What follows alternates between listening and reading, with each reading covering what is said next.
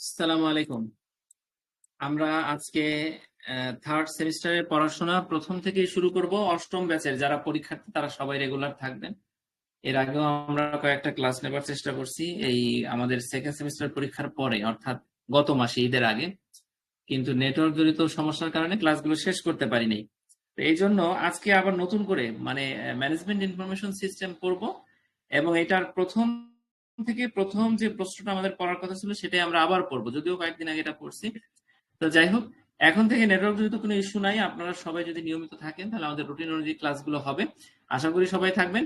যারা দীর্ঘদিন আমাদের সাথে বা আমার সাথে গ্রুপ স্টাডি করছেন, অনলাইন ক্লাস করছেন, একসাথে পড়ছি আমরা সবাই, আমি সবাইকে বলবো থার্ড সেমিস্টারের সাবজেক্টগুলো অবশ্যই জটিল, সেকেন্ড সেমিস্টার থেকেও জটিল।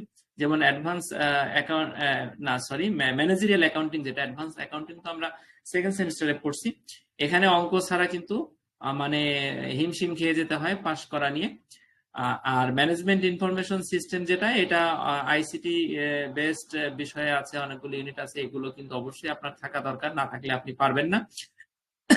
তো সবাইকে বলবো সরাসরি ক্লাসগুলোতে থাকার জন্য। আর যারা বিবিএ করে নতুন সরাসরি থার্ড সেমিস্টারে ভর্তি হয়েছেন তারাও সরাসরি থাকবেন। আমি ভিডিওগুলো দিয়ে দিচ্ছি, কিন্তু অনেক সময় দেখা যাচ্ছে ভিডিওগুলো কোনো কারণবশত যদি রেগুলার কন্টিনিউ দিতে না পারি, সেই ক্ষেত্রে আমি বলবো যে আপনারা সরাসরি থাকার চেষ্টা করবেন। আপনার ক্যাম্পাসে ক্লাস হোক বা না হোক, আপনি যেতে পারেন আর না পারেন, আমাদের টেলিগ্রামের ক্লাসগুলোর মাধ্যমে প্রত্যেকটা সাবজেক্ট কিন্তু খুব ভালোভাবে শেষ হবে আমি আশা করি। আমরা থার্ড সেমিস্টারের এই বইগুলো অষ্টম ব্যাচের সেকেন্ড সেমিস্টার পরীক্ষার আগেও কয়েকবার পড়ছি, কিন্তু তখন যখন আমরা জানতে পারলাম যে আমাদের পরীক্ষা দুটো একসাথে হচ্ছে না, তখন এটা আমরা পড়াশোনা বাদ দিছিলাম। তো যাই হোক, এখন আমাদের থার্ড সেমিস্টার পরীক্ষা অষ্টম ব্যাচের সামনে পেন্ডিং। পাশাপাশি অষ্টম ব্যাচের সাথে যারা বিবিএ করে দিবেন তারা আছেন, পাশাপাশি নবম ব্যাচের ভাই বোনরাও থার্ড সেমিস্টারে উঠে গেছেন, এবং 10ম 11তম ব্যাচে যারা সরাসরি থার্ড সেমিস্টারে ভর্তি হয়েছেন তারা এখনো ক্লাস করার সুযোগ পাচ্ছেন না। কিন্তু আমি মনে করি যে আগে ভাগে আপনারা বইটা শেষ করে ফেলতে পারেন। ঠিক আছে, এই জন্য আমাদের শনি সোম বুধ ঠিক রাত 9:30টায় থার্ড সেমিস্টারে যে ক্লাসগুলো হবে সেখানে আপনারা নিয়মিত থাকবেন। ঠিক আছে, কখনো আমি ক্লাসে জয়েন করতে দেরি করলে আমাকে টেলিগ্রামে মনে করাই দিবেন। ঠিক আছে, তাহলে ইনশাল্লাহ আমরা খুব দ্রুত বইগুলো শেষ করতে পারবো। দেখেন, থার্ড সেমিস্টারে আপডেটেড যে নোট, অষ্টম ব্যাচের জন্য যে নোটগুলো, যেহেতু অষ্টম ব্যাচের পরীক্ষা পেন্ডিং, দুইটা সংস্করণ নোটের আমরা করে ফেলছি অষ্টম ব্যাচের জন্যই। ঠিক আছে, আমরা অষ্টম ব্যাচের নোটটাই লেটেস্ট। এখানে আমরা প্রথম ইউনিটের টোটাল ইউনিট আছে কয়টা আমরা যদি একটু শুরুতে দেখি, টোটাল ইউনিট হলো 10টা। এই 10টা ইউনিটের মধ্যে 10টা থাকলে একটু ঝামেলা হয়, 8টা হলে ভালো হয় যে প্রত্যেকটা ইউনিট থেকে একটা করে প্রশ্ন হয়, এক সেট প্রশ্ন হয়। যেহেতু 10টা আছে সমস্যা নেই। আমরা অষ্টম ব্যাচের জন্য যে সাজেশন বই তৈরি করছি সেখানে অনেক ঘাটাঘাটি করে সেখানে উল্লেখ করছি যে কোন 5টা বা 6টা অধ্যায় আমরা ট্রিপল স্টার হিসাবে পড়বো। অর্থাৎ প্রত্যেকটা বইয়ের 5টা 6টা অধ্যায়কে ট্রিপল স্টার মার্কিং করা আছে, পাশাপাশি ডাবল স্টার, অন স্টার আছে। আমরা ট্রিপল স্টার অধ্যায়গুলোর ট্রিপল স্টার প্রশ্নগুলো আগে পড়বো। ঠিক আছে, এবং এইগুলো যদি আমাদের অষ্টম ব্যাচে না আসে, নবম ব্যাচে আসবে, নবম ব্যাচে না আসলে দশম ব্যাচে আসবে। মোটামুটি ট্রিপল স্টার প্রশ্নগুলো আপনি এখন থেকে প্রিপারেশন হন না কেন, আপনার কিন্তু ওই প্রশ্নগুলো ঘুরে ফিরে আসবে। ঠিক আছে, তো এখানে 9টা প্রশ্ন আছে, আমরা কিন্তু সবগুলো প্রশ্ন করবো না, তবে প্রথমত 9টাই ইম্পর্টেন্ট, কিন্তু আমাদের অষ্টম ব্যাচের জন্য যেগুলো ইম্পর্টেন্ট আপাতত আমরা সেইগুলো পড়বো। ঠিক আছে, পরবর্তী অষ্টম ব্যাচের পরীক্ষার পরে আমরা অন্যান্য প্রশ্নগুলো অন্যান্য ব্যাচের জন্য ক্লাসে আমরা পড়বো। ঠিক আছে, তা আমি সাজেশন বই থেকে একটু দেখে আসি। আচ্ছা, আমাদের এখানে প্রথমেই 2 নম্বর প্রশ্ন দেখতে পাচ্ছেন আপনারা, ডিএসএস এবং ইএসএস বলতে কি বোঝায়, ডিএসএস কাকে বলে, ইএসএস কাকে বলে, এবং এই দুটার মধ্যে পার্থক্য কি, এটা আমাদের জন্য খুব ইম্পর্টেন্ট প্রশ্ন অষ্টম ব্যাচের জন্য। অষ্টম ব্যাচে না আসলে নবম ব্যাচ, দশম ব্যাচ, যে কোনো ব্যাচের জন্য এটা আসতে পারে। মোটামুটি এটা আমরা শুরু করি। দেখেন, ডিএসএস ডিসিশন সাপোর্ট সিস্টেম এবং ইএসএস এক্সিকিউটিভ সাপোর্ট সিস্টেম কাকে, আমরা সংজ্ঞাটা খুব সুন্দর করে পড়বো উদাহরণ সহ। ঠিক আছে, অনেক সময় পার্থক্য ছাড়া সংজ্ঞা আসতে পারে। সংজ্ঞাটা পড়ার পরে আশা করি আমরা পার্থক্যে চলে যাবো। কথা শোনা না যায় তাহলে একটু বলার চেষ্টা করেন যে শোনা যাচ্ছে না, নেটওয়ার্ক জনিত টেলিগ্রামে ভালো নেটওয়ার্ক ছাড়া টেলিগ্রাম হয় না। ঠিক আছে, যাই হোক, একটু বলবেন আমাকে টেক্সট লিখে অথবা ভয়েস দিয়ে বলবেন। তা আমরা হ্যাঁ, ডিসিশন সাপোর্ট সিস্টেম ডিএসএস এটা কি, দেখেন, ডিসিশন সাপোর্ট সিস্টেম ডিএসএস হলো এমন একটি তথ্য ব্যবস্থা, সবই তথ্য ব্যবস্থা, কিন্তু এটা এমন একটা তথ্য ব্যবস্থা যা ব্যবস্থাপকদের আধা গঠনমূলক বা অগঠনমূলক সমস্যার ক্ষেত্রে সিদ্ধান্ত গ্রহণে সহায়তা করে। আমরা এখানে তাহলে কয়টা শব্দ পেলাম? দুটা নতুন শব্দ পেলাম, দুটা টার্ম পেলাম, একটা হলো আধা গঠনমূলক, একটা হলো অগঠনমূলক। এখন আধা গঠনমূলক কি আর অগঠনমূলক কি? আধা গঠনমূলক হলো এমন সমস্যা, মনে করেন যার কিছু নির্দিষ্ট নিয়ম বা সূত্র আছে, করা যায়, কিছু রুলস আছে, ব্যবস্থাপক কিছু নিয়ম অনুযায়ী তার সমাধান করতে পারেন, আর কিছু নিয়মের মধ্যে সেগুলো তিনি নিজের অভিজ্ঞতার আলোকে সমাধান করেন। এটা হলো, ঠিক আছে। আর যেটা একদম গঠনমূলক, সেটা হলো যে পূর্ব নির্ধারিত নজির আছে বা সূত্র আছে বা বিভিন্ন রুলস আছে, ওনার বিদ্যায় আছে, ওনার প্রতিষ্ঠানের নিয়ম নীতিতে আছে, উনি সেটা দিয়ে সমাধান করে, সেটা হলো গঠনমূলক। ঠিক আছে, তাহলে এখানে আমরা ডিসিশন সাপোর্ট সিস্টেমের ক্ষেত্রে প্রথমেই সংজ্ঞার মধ্যে যে জিনিসটা লিখবো, যে এটা তথ্য ব্যবস্থা যেখানে ব্যবস্থাপকরা দুই ধরনের সমস্যা, একটা হলো গঠনমূলক সমস্যা আর একটা হলো আধা গঠনমূলক সমস্যার ক্ষেত্রে সিদ্ধান্ত গ্রহণে সাহায্য করে তাদেরকে। কে সাহায্য করে? ডিএসএসটা। ডিএসএসটা কি? তখন বাক্যটা অবশ্যই লিখবেন, প্রথম বাক্যটা আশা করি আপনারা বুঝতে পারছেন। দ্বিতীয় বাক্যটা পড়ি দেখ। এটি দ্রুত তথ্য প্রক্রিয়া করে, দ্রুত করে বিভিন্ন বিশ্লেষণমূলক মডেলের মাধ্যমে বিকল্প সমাধান প্রদর্শন করে। আমি দ্বিতীয় বাক্যটা একটু বিশ্লেষণ করে পড়ি যাতে আমাদের মুখস্থ হয়ে যায় এখনই, কারণ কালকে পড়ার টাইম পাবো না। এখানে দ্বিতীয় বাক্যে বলছে যে এটি দ্রুত তথ্য প্রক্রিয়া করে, অনেক তথ্য, মনে করেন বাজার থেকে অনেক তথ্য দ্রুত প্রক্রিয়া করে আবার বিশ্লেষণ ব্যবহার করে বিকল্প অনেকগুলো সমাধান আমার সামনে এনে দেয়, যারা এটা আমি বেছে নিই, কাজে লাগাতে পারি, সিদ্ধান্ত নিতে পারি। তাহলে দ্বিতীয় বাক্যটা যদি কেউ বুঝে থাকি আমরা, তাহলে আমরা দুইটা বাক্য লিখলে আমাদের ডিএসএস এর সংখ্যাটা হয়ে যাবে। ঠিক আছে, এবার উদাহরণটা পড়ি দেখেন। একজন মার্কেটিং ম্যানেজার যদি নতুন পণ্যের দাম নির্ধারণ করতে চান, তাহলে ডিএসএস তাকে বাজার মূল্য, চাহিদা ও প্রতিযোগীর তথ্য, ওই অনেক তথ্যের কথা বলছি না, অনেক তথ্য বাজার থেকে এনে দিয়ে একটা প্রতিষ্ঠিত বিভিন্ন মডেল, সফটওয়্যার, সূত্র মাধ্যমে বিকল্প অনেকগুলো তথ্য সমাধান এনে দিবে। মানে দাম হয় 10 টাকা রাখো, এই পণ্যের দামটা না হয় 12 টাকা রাখো, 12 টাকা রাখলে এটারও সাইজ এরকম করো, প্যাকেজিং এরকম করো, এরকম অনেকগুলো সমাধান এনে দিবে, আপনি যে কোনো একটা বেছে নিবেন। ঠিক আছে, তার মানে ডিএসএস এর এক্সাম্পলটা কি, উদাহরণটা কি আমরা বুঝতে পারলাম, এবং সংখ্যা মাত্র দুইটা বাক্যে। ঠিক আছে, এখানে কিন্তু বড় মনে হচ্ছে কিন্তু না, দুইটা বাক্য। তাহলে আমরা ডিসিশন সাপোর্ট সিস্টেম কি, পরীক্ষা আসলে যা আছে তাই হুবহু লিখতে পারবো আশা করি, অতিরিক্ত কিছু আমাদের থাকবে না, আমরা অতিরিক্ত কিছু পড়বো না। এবার আমরা এক্সিকিউটিভ সাপোর্ট সিস্টেম বা ইএসএস টা কি, এটা একটু পড়ি। এক্সিকিউটিভ সাপোর্ট সিস্টেম বা ইএসএস হলো এমন একটি তথ্য ব্যবস্থা যা, দেখেন এক্সিকিউটিভ কথাটা আসলে আমরা মনে পড়ে আমাদের যে উচ্চ স্তরের ব্যবস্থাপকদের কথা বলতেছে, তখন আমরা অবশ্যই প্রশ্নের সংজ্ঞার মধ্যে আমরা লিখে দেব যে শীর্ষ পর্যায়ের ব্যবস্থাপকদের জন্য এটা, বা নির্বাহীদের জন্য।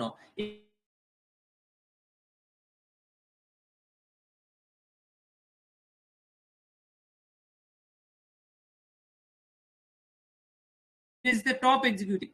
এরা আবার কৌশলগত সিদ্ধান্ত গ্রহণের সহায়তা করে। ইএসএস হলো, কথা শোনা যাচ্ছে আশা করি।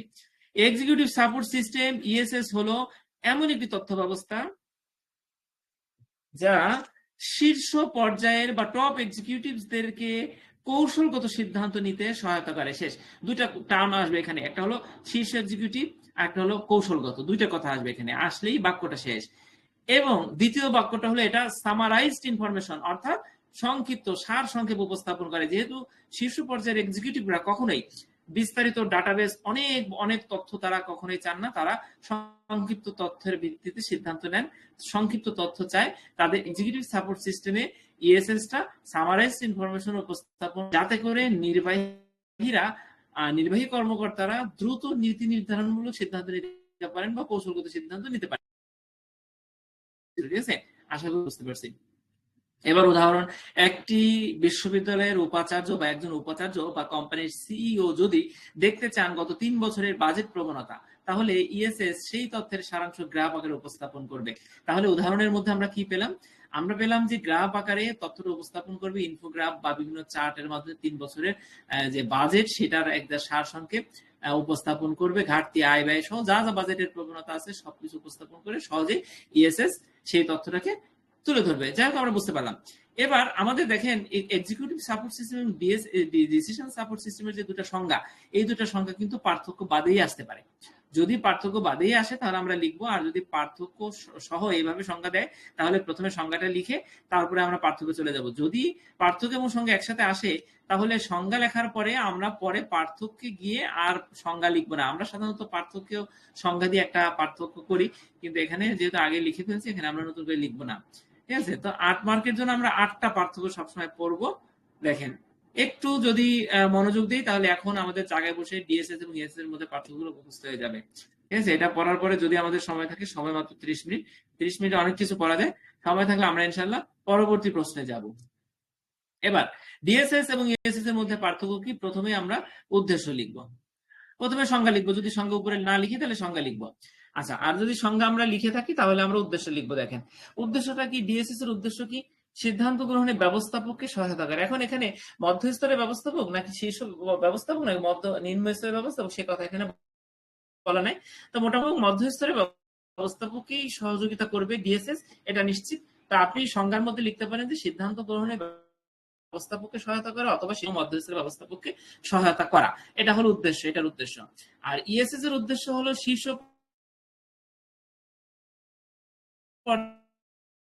সিদ্ধান্ত নিতে সহায়তা করা। তখন সিদ্ধান্ত নিতে হলে ইএসএস যেহেতু আমরা অবশ্যই কৌশলগত সিদ্ধান্তের কথা, জাস্ট কৌশলগত শব্দটা এখানে অতিরিক্ত ঢুকাবো। তাহলে উদ্দেশ্য কি? ডিএসএস ব্যবস্থাপকে সিদ্ধান্ত নিতে সাহায্য করে, আর ইএসএস শীর্ষ পর্যায়ের ব্যবস্থাপককে কৌশলগত সিদ্ধান্ত নিতে সহায়তা করে। আচ্ছা, এবার 2 নম্বরে হলো ব্যবহারকারী কারা? নিম্ন মধ্যস্তরের ব্যবস্থাপক ব্যবহারকারী, এখানে হলো শীর্ষ বা নির্বাহী পর্যায়ের ব্যবস্থাপক হলো এটার ব্যবহারকারী। ঠিক আছে, এবার 3 নম্বরে দেখেন দুইটা আমাদের হয়ে গেল, ঠিক না? এবার আমরা 3 নাম্বারটা দেখি। দেখেন তথ্যের ধরন। ডিএসএস তথ্য ডিটেইলড বা বিশ্লেষণমূলক তথ্য বা বিস্তারিত তথ্য। আমরা উপরের যে সংজ্ঞাটা পড়ছি, দেখেন সংজ্ঞাটা মনোযোগ দিয়ে যদি আমরা শুনি পড়ি তাহলে আমাদের পার্থক্যটা হয়ে যাবে। ব্যবহারকারীর তথ্যের ধরনের মধ্যে বলা আছে ডিটেইলড, তার মানে কি?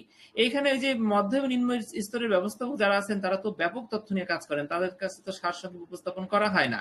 ঠিক আছে, তো সেই হিসাবে তাদের তথ্যের ধরন হলো আপনার এখানে কি লেখা আছে? বিস্তারিত এবং বিশ্লেষণমূলক তথ্য। আর ডান পাশে শীর্ষ পর্যায়ের ব্যবস্থাপকরা তাদের তথ্যের ধরন হলো সারসংক্ষেপ, সামারাইজড। ক্লিয়ার?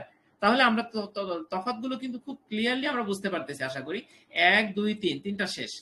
এবার হলো তথ্যের উৎস। তথ্যটা তো কোনো না কোনো সোর্স থেকে আসবে। তাহলে ডিএসএস ডিসিশন সাপোর্ট সিস্টেমে নিম্ন এবং মধ্য পর্যায়ের ব্যবস্থাপকরা তথ্যটা কোথা থেকে পাবেন? তারা অভ্যন্তরীণ এবং বহিস্থ বিভিন্ন উৎস থেকে পাবে। অভ্যন্তরীণ হয় ভিতরের বিভিন্ন বেচা কেনার থেকে, বিভিন্ন ডকুমেন্টস থেকে তথ্যটা আসবে, না হয় বাইরের থেকে আসবে। আর এইখানে ইএসএস এর ক্ষেত্রেও বাইরে থেকেও আসবে আবার ভিতর থেকেও আসবে। তবে ভিতর কথাটা না বলে আমরা বলবো এমআইএস, ম্যানেজমেন্ট ইনফরমেশন সিস্টেম, মানে হলো টোটাল প্রতিষ্ঠানের যে ম্যানেজমেন্ট ইনফরমেশন সিস্টেম, টোটাল যে এই সিস্টেমটা, সেই সিস্টেম থেকে যে তথ্যগুলো আসবে সেই তথ্যগুলো ব্যবহার করেই কিন্তু ইএসএস মডেলে তথ্যের সরবরাহ করা হবে। আবার তারা কিন্তু বাহ্যিক উৎস থেকে, অর্থাৎ বিভিন্ন বণিক সমিতি, বিভিন্ন সরকারি বিভিন্ন সংগঠন, তারপরে অন্যান্য প্রতিষ্ঠান, তারপর গবেষণা, এইগুলো থেকে তারা আন্তর্জাতিক বিভিন্ন প্রতিষ্ঠান থেকে তথ্য নিবে ইএসএস। আচ্ছা, আর পাশাপাশি তার প্রতিষ্ঠানের তথ্য নিবে এমআইএস এর মাধ্যমে। দুটা কথা আমরা এখানে লিখবো, আর এখানে লিখবো অভ্যন্তরীণ শুধু আপনার দুইটা শব্দ, আর এখানে এমআইএস এবং বহিস্থ। ঠিক আছে, তাহলে 1 থেকে 4 পর্যন্ত আশা করি আমাদের সবার খুব সুন্দরভাবে হয়ে গেল। 1 থেকে 4 পর্যন্ত ঠিক আছে আমাদের হয়ে গেল, ঠিক না? পার্থক্য। আচ্ছা, এখন আমাদের আমি মনে করি যে 1 থেকে 4 পর্যন্ত আমরা যা আছে, একটা হলো উদ্দেশ্য, ব্যবহারকারীর স্তর, ব্যবহারকারী কারা, তথ্যের উৎস, তথ্যের ধরন, তথ্যের উৎস। মনে রাখার পয়েন্ট, আমি মনে রাখার টেকনিক শিখে, একটা হলো তথ্যের ধরন, একটা হলো তথ্যের উৎস, আর একটা হলো উদ্দেশ্য আর ব্যবহারকারী কারা। ব্যবহারকারী কারা, তথ্যের উৎস, তথ্যের ধরন, উদ্দেশ্য। 4টা শেষ। ঠিক আছে, 8 থেকে 4টা। এখন ডিএসএস ব্যবহারের উদ্দেশ্যটা কি? সমস্যার বিকল্প সমাধান বিশ্লেষণ। যেহেতু মধ্য এবং নিম্ন পর্যায়ের ব্যবস্থাপককে সাধারণত বিভিন্ন সমস্যার সমাধান করতে হয়, তারা নীতি নির্ধারণ বা কৌশলগত সিদ্ধান্ত নেন না, কাজেই তারা বিভিন্ন সমস্যার সমাধান করেন বিধায় তাদেরকে অনেকগুলো বিকল্প সমাধান দরকার, সেখান থেকে তারা একটা বেছে নিবে। তাহলে ব্যবহারের উদ্দেশ্য, ডিএসএসটা মধ্য নিম্ন পর্যায়ের ব্যবস্থাপকরা ব্যবহার করেন সাধারণত সমস্যার বিকল্প সমাধান বের করার জন্য। ঠিক আছে, আচ্ছা, আর ইএসএসটা ইএসএস ব্যবহার করেন কেন? দীর্ঘমেয়াদী নীতি নির্ধারণ এবং কৌশলগত পরিকল্পনা। আপনি সহজেই মনে রাখতে পারবেন ইএসএস কাদের জন্য, ডিএসএস কাদের জন্য, এটা যদি খেয়াল রাখি তাহলে পার্থক্যগুলো আমাদের পক্ষে করা সম্ভব, দীর্ঘমেয়াদী নীতি নির্ধারণের ক্ষেত্রে আর কৌশলগত পরিকল্পনার ক্ষেত্রে। ঠিক আছে, আচ্ছা, এবার সফটওয়্যারের বৈশিষ্ট্য। এবার বলেন ডিএসএস আর ইএসএস এর ক্ষেত্রে সফটওয়্যার লাগবে না, সফটওয়্যার ছাড়া কি এগুলো হবে? হবে না। তো সেই ক্ষেত্রে সফটওয়্যারের বৈশিষ্ট্য হবে ব্যবহার করে, আর ইএসএস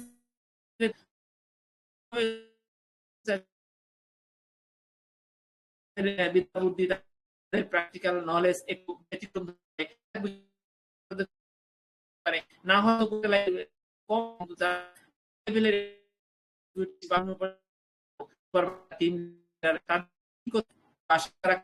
কিন্তু বেশি হয়। সবগুলো হবে ব্যবহারকারী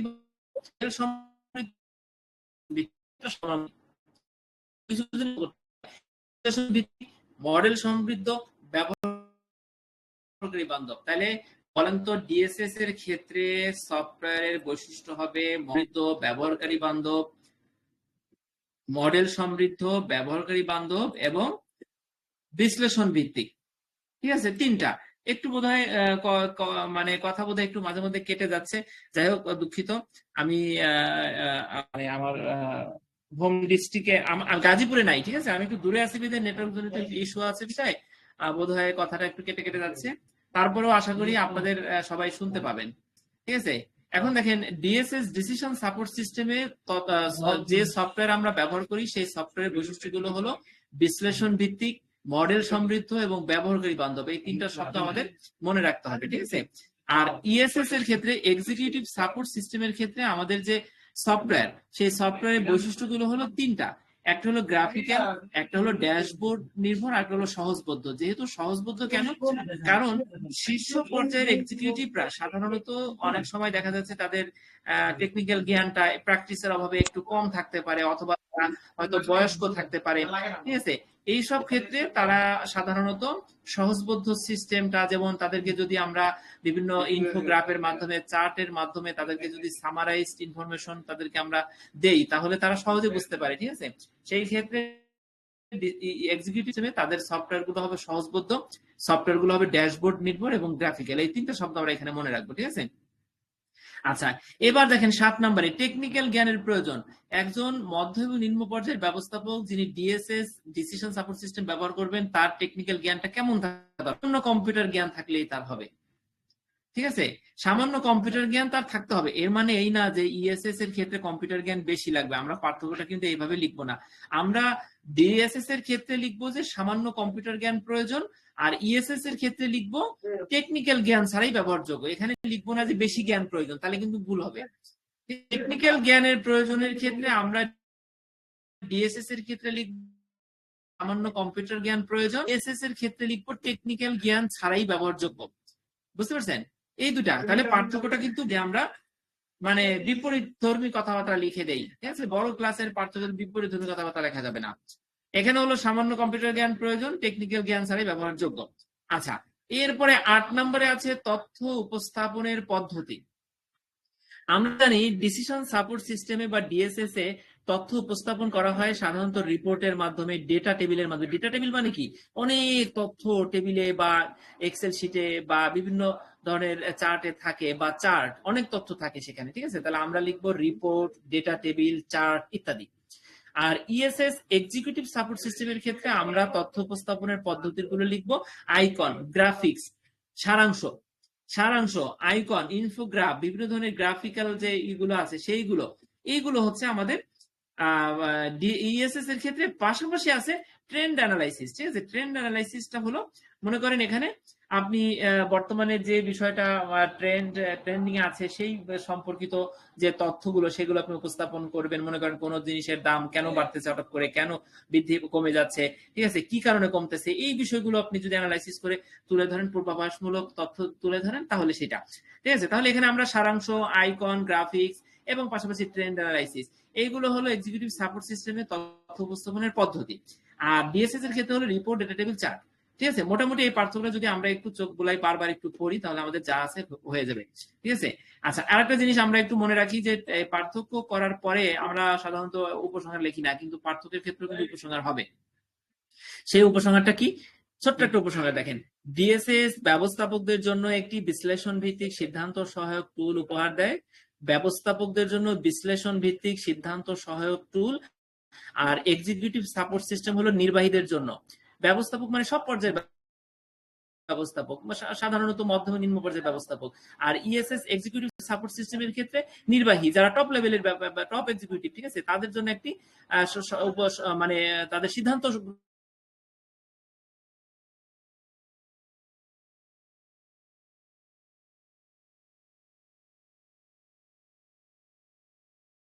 তবে এই টুলের নাম দিব আমরা কৌশলগত তথ্য সহায়ক টুল, আর এটা হলো বিশ্লেষণ।